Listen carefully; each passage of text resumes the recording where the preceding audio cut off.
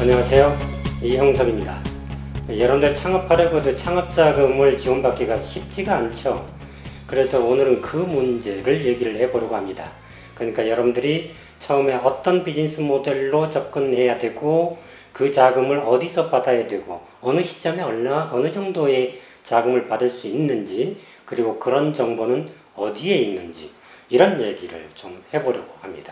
시작하기 전에 최근에 제가 스타트업의 그 데모데이 한번 초청을 받아서 갔는데, 끝나고 났더니 어느 중후한 남자 한 분이 저한테 얘기를 좀 하자고 그래요. 그래서 잠깐 얘기를 나눴는데, 그분이 우리나라에 약 1조 5천억 이상 이렇게 매출을 올리는 중견기업 회장이었어요. 그 밑에 이제 몇 사람을 데리고서 왔는데, 그 목적이 뭐냐 하면, 오늘 발표한 스타트업들 가운데서 괜찮은 아이템이 있으면 거기에 대해서 투자를 하겠다라는 거였어요. 그러니까 저한테 부탁한 게 뭐냐면, 앞으로 돌아다니면서 괜찮다 라면 저한테 좀 연락해 주십시오, 이런 거죠. 이 말씀을 왜 드리냐면, 그동안에 이제 우리의 소위 중후장대 업종 또는 전통 업종, 이런 곳에서도 앞으로는 새로운 투자처를 많이 찾고 있다는 겁니다. 그러나 그런 사람들을 바로 만나기가 어렵기 때문에 처음에 여러분들이 창업하려고 했을 때 뭐 아이디어는 좋은데 초기 투자를 받기가 어렵잖아요.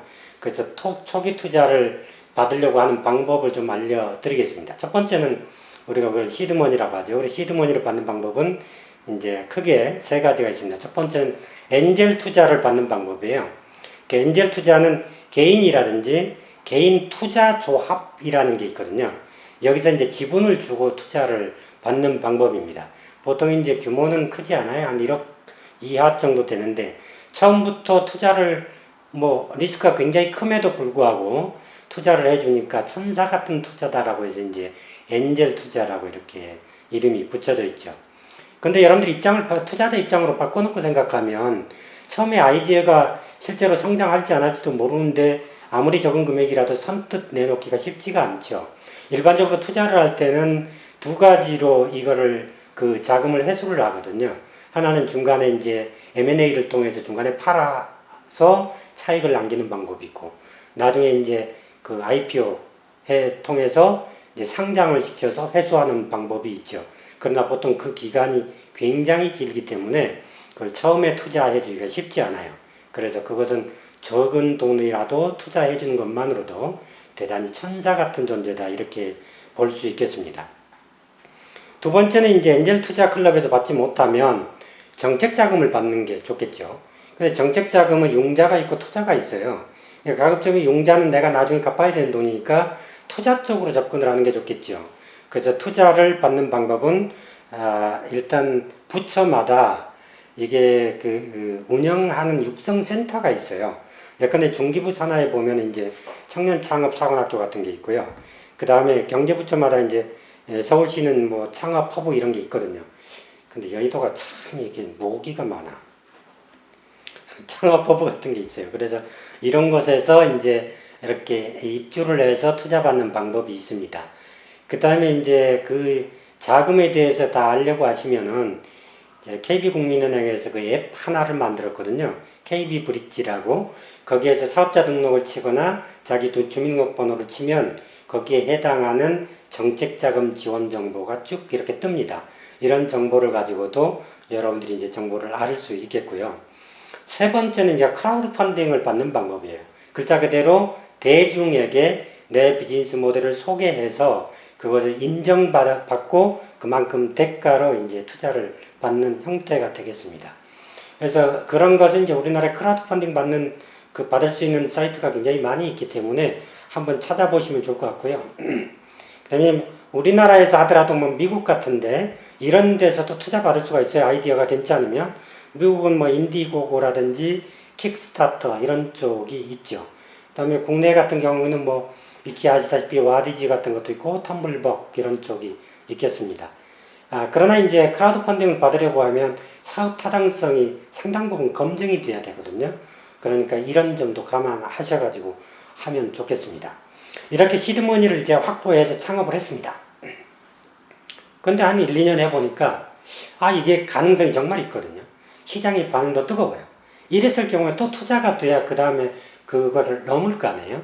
그래서 다음 단계 이제 벤처 캐피탈에서 투자받는 방법입니다.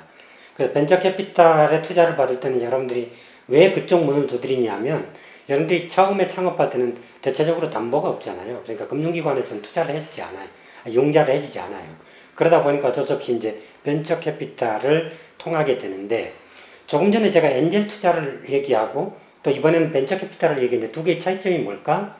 그건 크게 다르지는 않는데 엔젤 투자는 개인이 일반적으로 투자하거나 개인들이 모여서 엔젤 클럽을 만들어서 투자하는 거기 때문에 그것은 소액인 경우가 많습니다. 대체적으로 1억 이하가 되겠죠. 그런데 이제 벤처 투자 같은 경우는 금액이 좀 큽니다. 그래서 그것을 2차로 받을 때는 벤처 투자, 소위 이제 VC를 통해서 받는 게 좋겠죠. 벤처 캐피탈은 크게 두 가지 형태로 나뉩니다. 창업 투자 회사가 있고 신기술 투자 금융 회사가 있어요. 근데 앞에 얘기한 것은 벤처 이제 관할 그 부처가 다를 뿐이에요. 똑같습니다. 벤처기업부가 하는 거고요. 그 다음에 신기술투자금융은 금융위원회가 관할하는 것이죠. 어떻든 투자 뭐 이런 말이 들어가면 거의 뭐 벤처 투자다 이렇게 보시면 되겠고요. 또 다른 용어는 여러분들이 익숙하겠습니다만 사모펀드가 있죠. 사모펀드도 그렇게 투자를 합니다. 근데 이제 보통 50인에서 100인 정도 개인 투자자나 또는 뭐 작은 기업들이 이렇게 모아가지고 그걸 투자를 하는 방법이 있죠. 근데 이제 사모펀드 같은 경우는 조건이 좀 까다로워요. 아무래도 리스크를 조금이라도 줄이려고 하기 때문에 그리고 이제 빨리 그걸 엑시트를 하려고 하는 성향이 있기 때문에 아무래도 좀 힘들긴 합니다. 그래서 가급적이면 VC들한테 투자를 받는 게 낫겠죠. 근데 벤처 캐피탈 업계에서 보통 여러분들이 많이 들었겠습니다만 시리즈 A, B, C 이렇게 해서 금액을 크게 나누죠. 근데 시리즈 A는 시드머니를 확보한 다음에 어느 정도 성장 가능성이 있으면 첫 번째 투자 받는 게 이제 시리즈 A라고 할 수 있겠습니다. 근데 시리즈 A는 보통 10억 전후가 됩니다. 물론 금액이 10억이라고 다 규정되어 있는 건 아닌데 대체적으로 이제 시리즈 A를 받는다 그러면 10억 정도 받았겠구나 이렇게 예측을 할 수가 있죠. 회사 캐파에 따라서 물론 다릅니다. 근데 이제 시리즈 A, B는 10억 내지는 2, 30억 정도까지는 벤처 캐피탈에서 받을 수는 있어요. 근데 그 이상 내가 3차로 받아야 되겠다. 이럴 경우는 일반적인 벤처 캐피탈에서 이거를 리스크를 감수하기가 쉽지가 않거든요. 그래서 이제 큰 규모의 벤처 캐피탈이나 또는 국부 펀드를 활용하는 게 좋겠습니다. 우리나라는 벤처 캐피탈이 한 150개 정도 있어요. 그래서 앞으로는 이제 그게 더 많아지긴 하겠습니다만 어쨌든 현재 150개 정도 있는데 그렇다고 하면 우리가 그 150개 가운데서 내 비즈니스 모델이 또는 내 사업이 어느 벤처 캐피탈한테 가면 유리할까? 라는 게 좀 궁금하지 않아요? 그래서 이제 보통 우리가 벤처 캐피탈은 모태 펀드라고 그래서 정부라든지 또는 대기업에서 그 일정 부분 일반적으로 한 5, 60% 정도는 그런 큰 곳에서 참여를 합니다. 근데 참여를 할 때 100억이다 그러면 5, 60억을 거기에 돈을 맡기는데 조건이 없겠어요? 당연히 있죠. 그래서 우리 이 펀드 같은 경우는 특별히 뭐 여성 사업가한테 펀딩을 해줘라. 내지는 뭐 임팩트 투자를 해라. 내지는 방송통신 관련 기반하는 그런 업종에 해라. 이렇게 이제 조건을 걸고 그 자금을 주거든요. 그래서 그 150개 가운데서 어떤 특성이 있는지를 분석한 다음에 그 가운데서 내가 선택적으로 가면은 좀 편하겠습니다. 근데 이렇게 얘기를 해도 사실 스타트업들이 투자자를 만나기가 쉽지 않아요. 계속 그런 업에 종사했다고 하면 어떻게 인맥을 통해서 하겠지만 그렇지 않거든요. 이럴 때는 어떻게 하면 좋으냐 하면 엑셀러레이터를 찾아가는 게 좋습니다.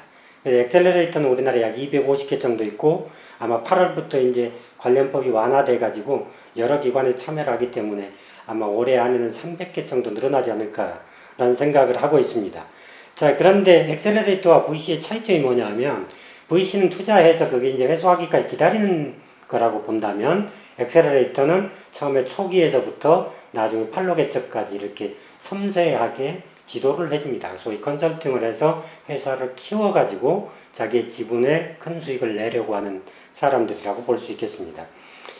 그 실리콘밸리에는 Y 컴비네이션이라는 것이 있고 우리나라는 인베스트먼트나 뭐 CNT 테크 또는 나눔 엔젤스 이런 쪽이 있어요. 그러니까 그거에 따라서 특징에 따라 가지고 그쪽을 선택적으로 참여하면 될 것 같습니다.